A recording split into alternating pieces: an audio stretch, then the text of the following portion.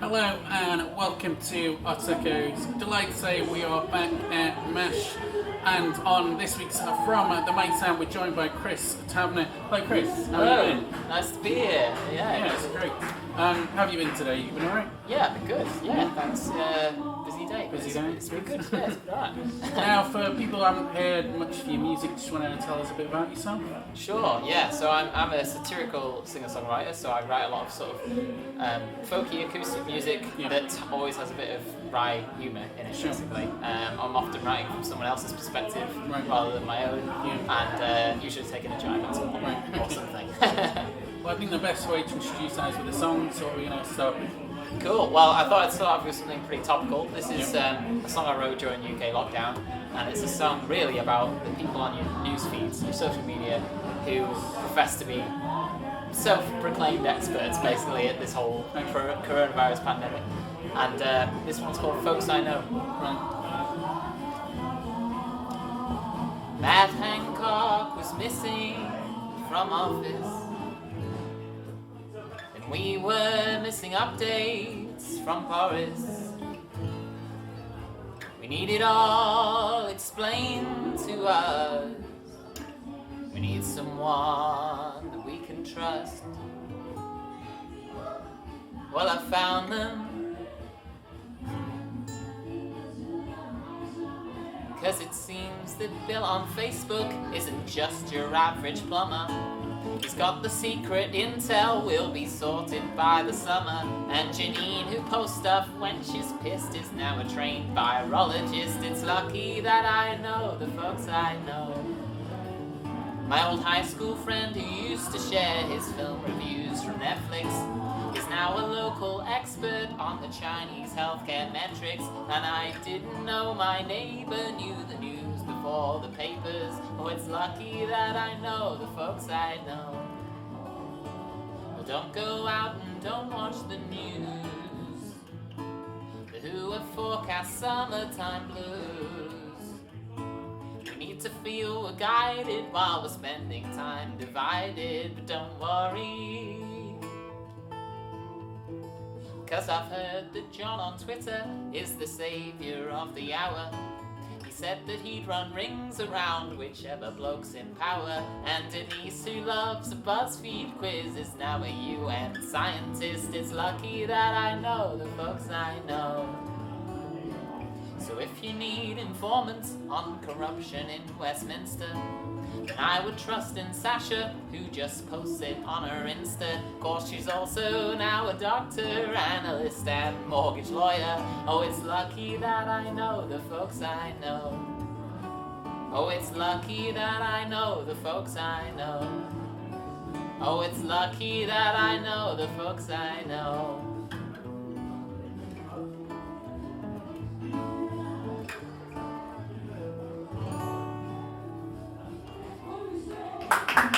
Thanks very much. Thank you.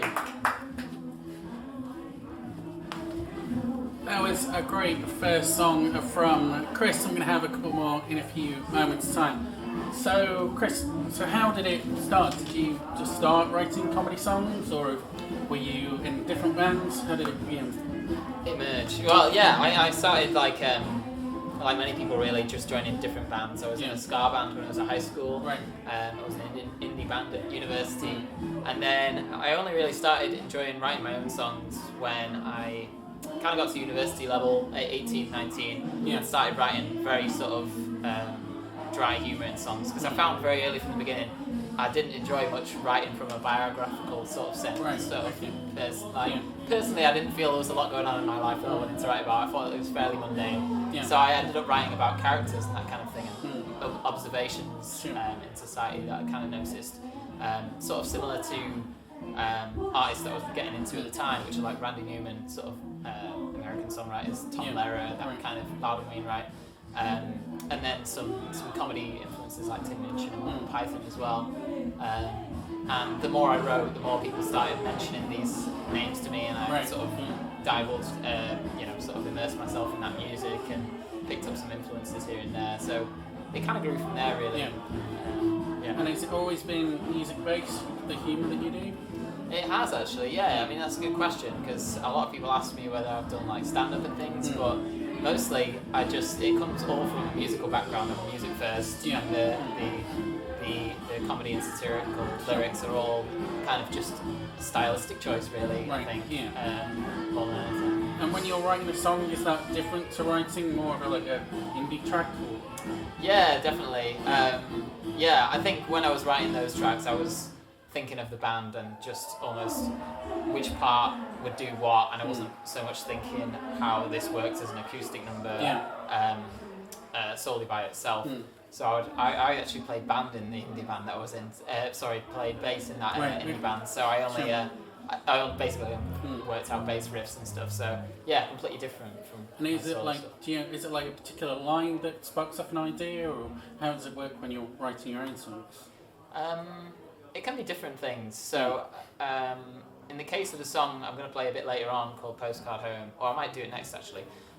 It was a video that I saw that just really made me laugh, and it was a video that was to be taken seriously, but I just knew there was a humorous side to it. Yeah. So sometimes it's just a piece of inspiration like that.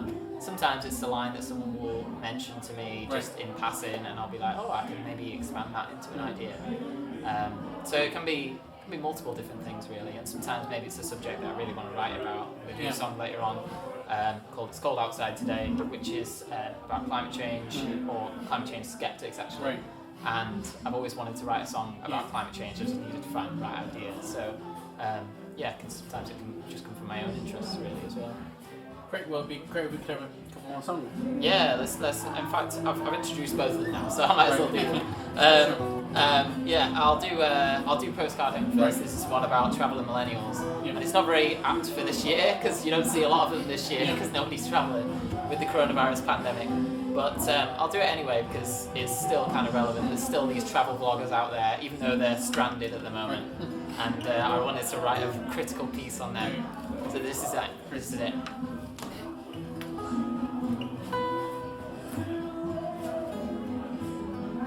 This is a song sort of set from a travel millennial's point of view, as if they're writing home to their parents. And of course they do it very delicately. Dear old people, we don't really think that you understand us. We can't get off on an office that doesn't really speak to us, and we're sorry that everyone thinks we're inherently selfish, when all that we've ever wanted is all that we've ever wanted, tour the world and live our lives in permanent bliss. If you're not into traveling, then you might as well be dead. That's a fact, it's what Columbus would have said. Dear old people, it's not like you had a dream of your own once, and being married with kids isn't what everybody wants. We want hammocks, but we want them inside so we don't get our phones wet. 'Cause we are digital nomads, and we are carving our own path. We can change the world in ways you won't ever get. If all you do is run hotels, or you pilot all our planes while we meditate and wait for Insta-fame.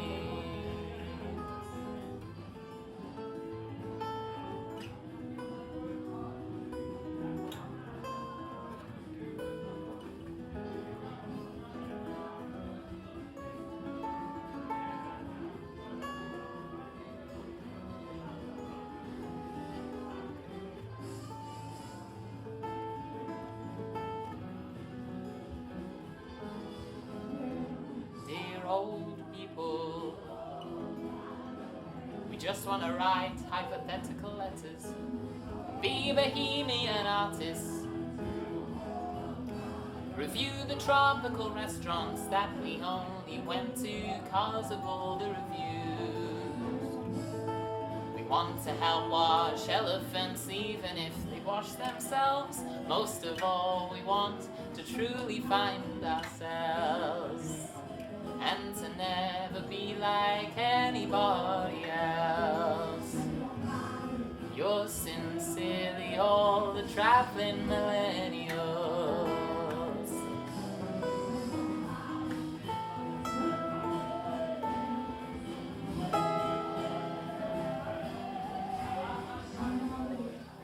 Thank you. Thanks very much. Cool, and I will. I'll play another one now. This is a nice one to close out on for this first half. This is a song that you heard a tiny little snippet of at the very beginning. This one's about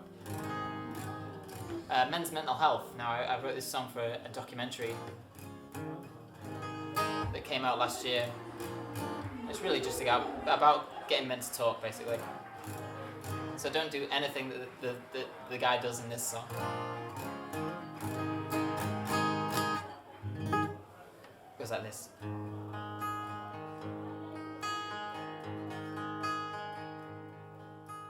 As a child I was a crier on a moaning myrtle scale.